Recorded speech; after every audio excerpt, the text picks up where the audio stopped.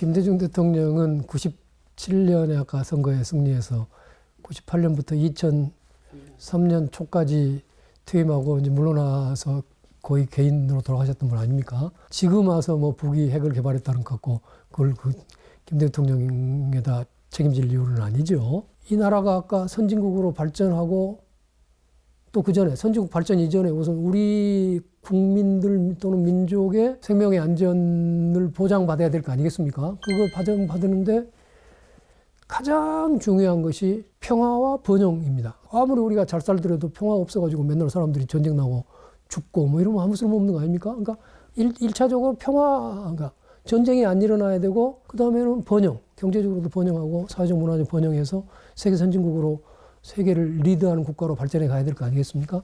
그 평화와 번영 두 가지 다 남북 간의 화해와 교류와 협력이 절대적이라고 생각합니다. 전쟁을 하게 되면 아마 우리가 이기죠. 우리의 국력이 북한의 뭐 아마 수십 배, 수백 배니까. 그러나 아마 핵전쟁이 일어나면은 서울 시민의 아마 몇십만, 몇백만 명은 전쟁 초기 며칠 만에 죽을 겁니다. 북한이 정말 핵무기를 쓴다면. 그런 엄청난 일이 계속돼서는 안 되겠죠. 그러니까 평화를 위해서 북한하고 화해하고 교류하고 협력해야 한다. 이 과제는 우리 민족과 우리 국민, 대한민국 입장에서도 절대적인 과제인 거죠.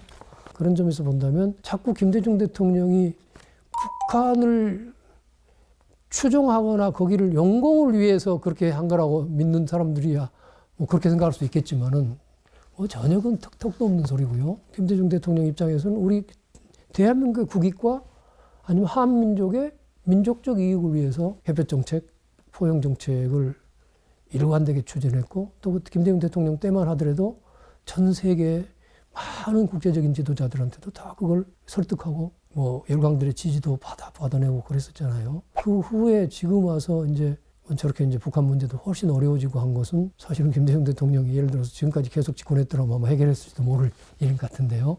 한편으로는 북한 핵 문제는 우리로서도 어쩔 수 없는 문제가 있고 사실 미국과 북한과의 관계라는 측면이 사실은 더 큰 측면이 있지 않습니까? 또 우리도 자꾸 이제 어떻게 보면 지금의 윤석열 정부나 또 그 전 박근혜, 이명박 이런 정부에서 김대중 노무현 대통령의 그런 화해 협력의 진전을 갖다 이어가지 못하고 오히려 그걸 자꾸 역주행시키고 한 바람에 이런 일이 생겼다고 볼 수 있습니다.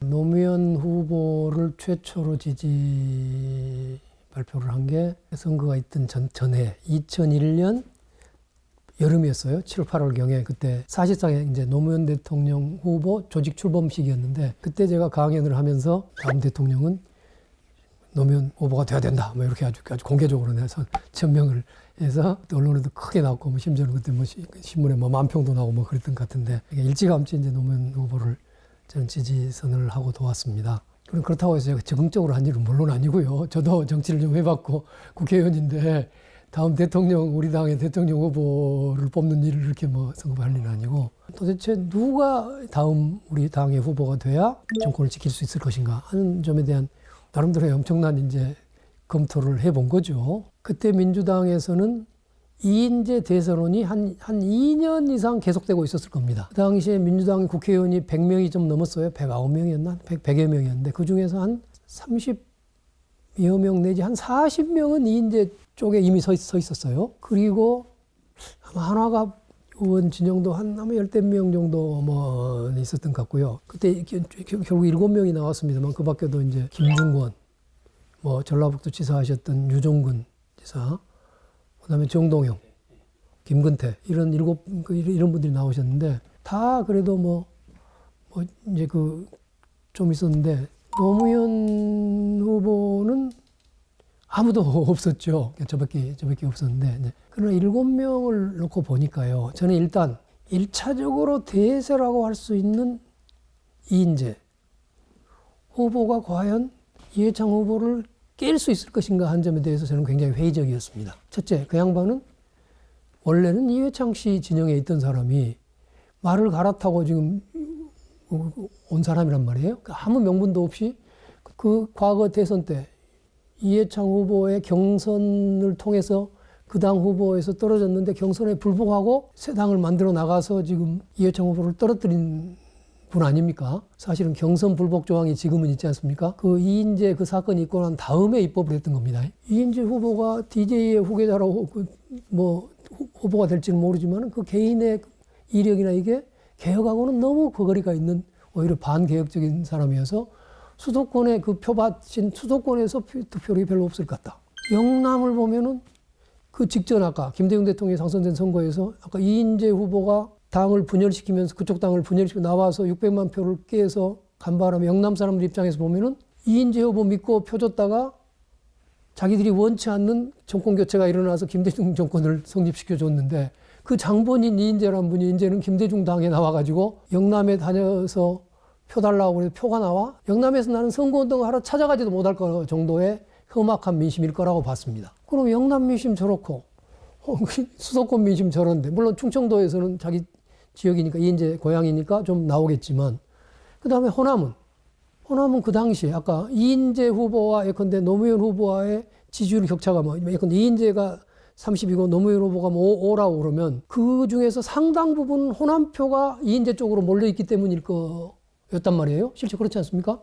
그런데 그 경선 때는 그것이 의미가 있는지 모르지만 본선에 가면은 어차피 호남표의 90% 이상은 이인재가 후보에도 갈 것이고 노무현 후보가 나와도 마찬가지로 갈 거 아닙니까? 그러니까 호남에서의 지지를 누가 더 맞았다 말았다 하는 것은 이것은 좀 빼줘야 돼. 말하자면 그 여론 지지율을 볼 때. 그러면 이인재 20, 노무현 5라 하더라도요. 호남 지지율을 다 빼고 보면 그것이 아마 10대 7로 줄을 수도 있을 겁니다. 생각보다는 이인재 경쟁력이 부풀려져 있다. 이것이 이제 제가 생각하는 판단이었습니다.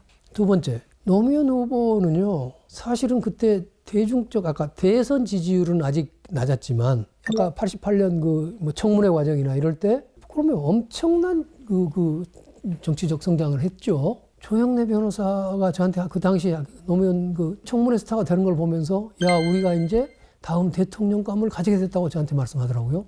그만큼 노무현의 가능성을 그분도 봤어. 다른 5명 후보에 비해서는 이인재 대항마가 될 만한 유일한 사람인데 아까 생각해보면 첫째 호남표는 이분이 먹을 거다. 누가 나와도 먹어. 7명 후보 누가 나와도. 그러니까 그것은 뭐 먹을 거란 말이에요.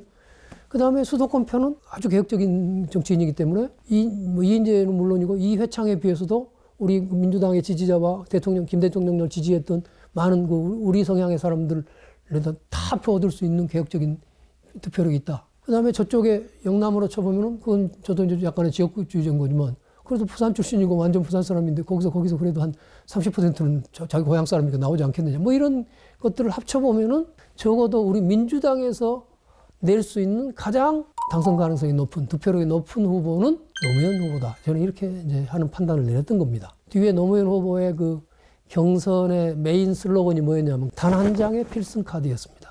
그러나 그게 그 말이거든요. 단 한 장의 필승 카드다. 이인재 후보 만들어 봐라. 본선의 낙선이다. 필승 카드를 넣으면 나밖에 없다. 뭐 이건데 나는 그 판단이 제 판단, 그러니까 제가 그런 판단이었다고 생각을 합니다.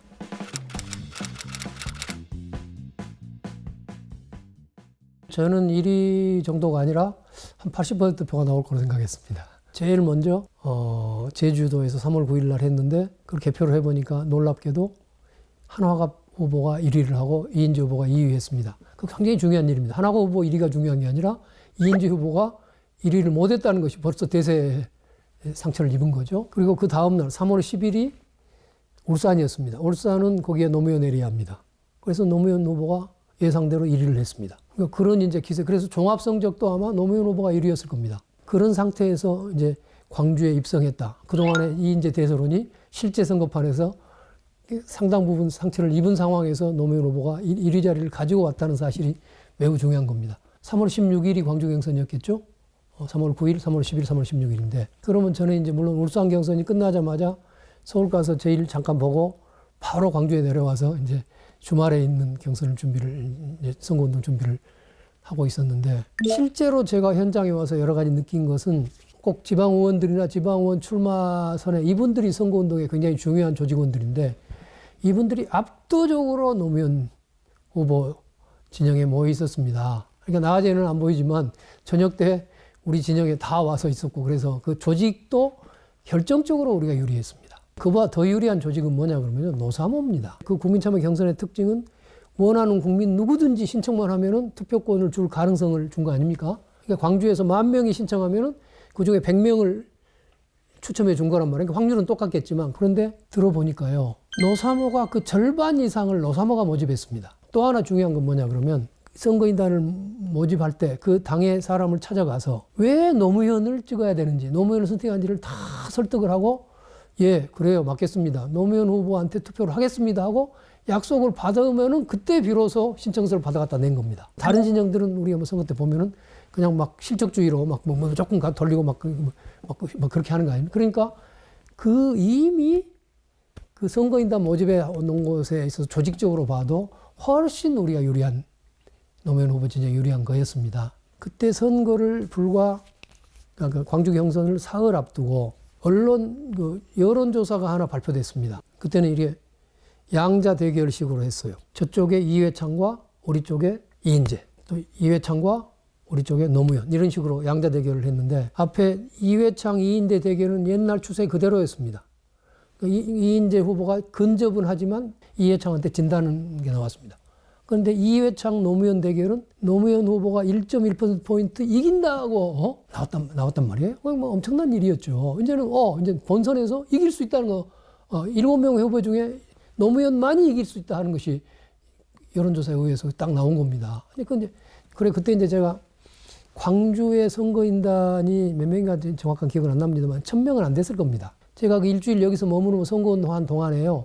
그 선거인단 일일이 다 저하고 직접 제가 전화 걸어가고 다 선거운동을 했습니다. 일일이 전화해서 다 통화를 했는데 이렇게 이제 묻는 거죠. 노무현 후보만이 이회창 후보를 이기고 내년 대통령 선거 이길 수 있다는데 이길 수 있는 후보 우리가 미래하지 않겠습니까? 말할 것도 없이 그렇다고. 그러죠.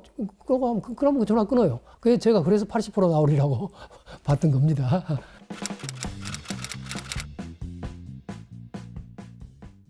노무현 대통령도 57만 표짜리로 근소하게 당선이 됐고 여러 가지 쉽지 않은 거였지만은 그러나 김대중 대통령에 비하면 우선 5년이라는 세월이 있었고 김대중 대통령 이후에는 그 호남에 대한 지역 감정 또는 뭐 김대중 대통령과 민주당 세력에 대한 색깔론 이런 것들이 현저하게 허상이라는 게 드러났고 뭐 이제 이런 것들이 또 뒷받침이 돼 있었기 때문에 노무현 대통령은 DJ에 비하면 훨씬 유리한 환경이었지 않나 생각합니다. 그러나 그때도 굉장히 어려웠죠. 한국의 그 기득권 고전한 게 너무도 강력했기 때문에 쉽지 않은 일이었고 노무현 후보로 확정될 때 4월 말만 해도 각종 여론조사를 해보면은 60%가 이번 대통령은 노무현 돼야 된다. 이렇게 압도적인, 절대적인 과반수를 확보하고 있었어요.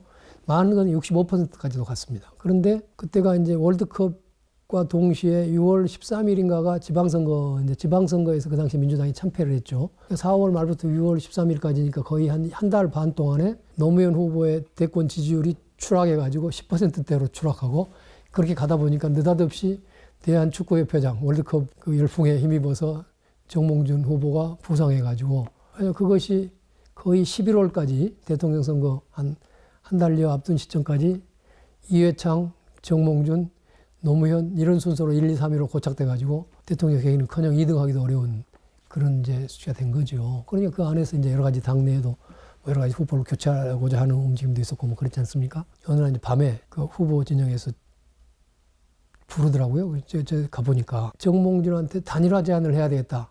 이것을 결심을 어느 정도 하시고 그거를 이제 내부에 논의를 하려고 그러는데 1차적으로 제일 좀 핵심이 될 만한 사람들을 불러가지고 4명하고 이제 논의를 했는데 그 중에서도 아마 다른 분들 두세 분은 그 전략 담당자고 뭐 비서실장이고 그러니까 아마 후보 의중을 이미 알았던 것 같고 저는 이제 사실은 저는 직접적으로 비서실 쪽은 아니었으니까 저는 이제 사실은 그런 상황을 모르고 갔었는데 그 이제 다른 분들은 저한테 물으시더라고요. 정몽준하고 단일화 제안을 하려고 그러는데 전혀는 어떻게 생각하냐. 제가 당연히 해야죠.